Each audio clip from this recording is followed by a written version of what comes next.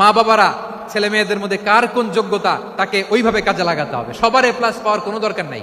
আমাদের দেশে একটা টেন্ডেন্সি আছে, পরীক্ষায় এ প্লাস না পাইলে তুই কি করলি, পাশের বাড়ির ছেলে এ প্লাস পাইছে, যা ওর পা ধোয়া পানি খা। কি খা?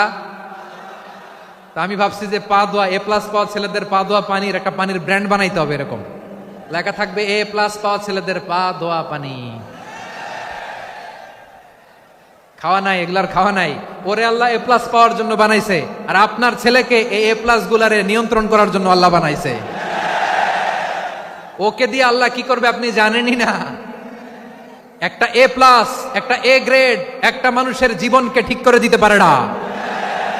আপনার ছেলেকে আল্লাহ অন্যদিকে যোগ্যতা দিয়েছে। ওদের মনোবল ভাঙবেন না, খবরদার খবরদার। ছেলে মেয়েদের মনোবল ভাঙবেন না। যাকে দিয়ে যেটা হবে তাকে দিয়ে সেটা করতে হবে, তার প্রতিভাকে সেভাবে কাজে লাগাতে হবে। তাহলে বাংলাদেশ, আমাদের এই জনসংখ্যা জনসম্পদে রূপান্তরিত হবে। আমাদের সরকারের তত্ত্বাবধানে আমাদের 18 কোটি জনগণ দক্ষ জনশক্তিতে রূপান্তরিত হোক। আমরা চাই কি চাই না? আমরা ভালো মানুষ, শ্রেষ্ঠ মানুষ হতে চাই কি চাই না? ওই জাপানিজদের মতো সৎ, ওই ইউরোপিয়ানদের মতো কালচার্ড। আমাদেরকে আল্লাহ তাআলা কোরআন সুন্নাহ অনেক কিছু দিয়েছেন। যেহেতু বর্তমানে আমরা দেখছি তারা সৎ, তাদের মধ্যে ভ্যালু আছে, সেগুলো আমাদের মধ্যে আনার দরকার আছে না নাই? আর ইসলাম দিয়ে আমাদের জীবনকে সাজাতে হবে, ইসলাম দিয়ে আমার পরিবারকে সাজাতে হবে। ইসলাম থেকে, কোরআন থেকে প্রেসক্রিপশন না নিলে জীবন সুন্দর হবে না। কোরআন থেকে প্রেসক্রিপশন না নিলে সমাজ সুন্দর হবে না। কোরআনের প্রেসক্রিপশন না মানলে রাষ্ট্র সুন্দর হবে না। কোরআনের প্রেসক্রিপশন অ্যাপ্লাই না করলে শুধু দুর্নীতি দমন কমিশন দিয়ে দুর্নীতি বন্ধ করা যাবে না। এজন্য কোরআনের আইন আমরা চাই কি চাই না?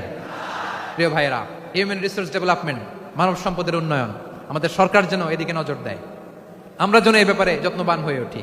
যাকে আল্লাহ যে যোগ্যতা দিয়েছে, এই যোগ্যতা দিয়ে আমরা যেন ইসলামের জন্য, দেশের জন্য কাজ করি।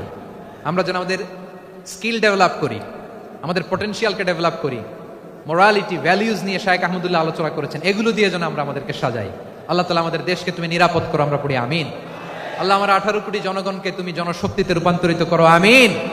আল্লাহ আমরা হাতে হাত রেখে, কাঁধে কাঁধ মিলিয়ে ভাই ভাইয়ে যেন এই দেশকে গড়তে পারি, আল্লাহ তুমি তৌফিক দান করো, আমরা পড়ি আমিন। আমার প্রিয় মহিউদ্দিন ভাই বলেছেন, হুজুর এমন একটা ঘোষণাপত্র দিয়ে যাবেন আজকের এই ঐতিহাসিক যশোরের প্রোগ্রামে, যেটা গোটা বাংলাদেশে মানুষ এটার উপর আমল করে।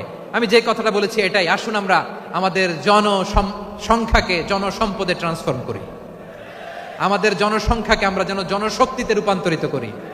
জনসংখ্যাকে ট্রান্সফর্ম করে জনশক্তি দিয়ে আমরা যেন আগামীর বাংলাদেশ, স্বাধীন বাংলাদেশ 2.0 কে গড়ে তুলি। আল্লাহ তাআলা আমাদের সবাইকে কথাগুলো বোঝার, আমল করার তৌফিক দান করুন। এই জেনজি, ক্ষমা করে দিও আমাকে, অনেক ধমক দিছি, বকা দিছি। আল্লাহ তোমাদেরকে করুক, কবুল করুক, যশোরবাসীকে কবুল করুক, আদ দিনকে কবুল করুক, এই মেডিকেল কলেজকে কবুল করুক, ইসলামের জন্য বাঁধ ভাঙা এই জোয়ার এবং উচ্ছ্বাসকে আল্লাহ তাআলা কবুল করুক। হাযা মা ইনদি ওয়াল ইলমু ইনদাল্লাহ আলাইহি তাওয়াক্কালতু ওয়া ইলাইহি উনীব। সুবহানাকাল্লাহুম্মা ওয়া বিহামদিকা আশহাদু আল্লা ইলাহা ইল্লা আনতা আস্তাগফিরুকা ওয়া আতুবু ইলাইক। আল্লাহুম্মা আমিন।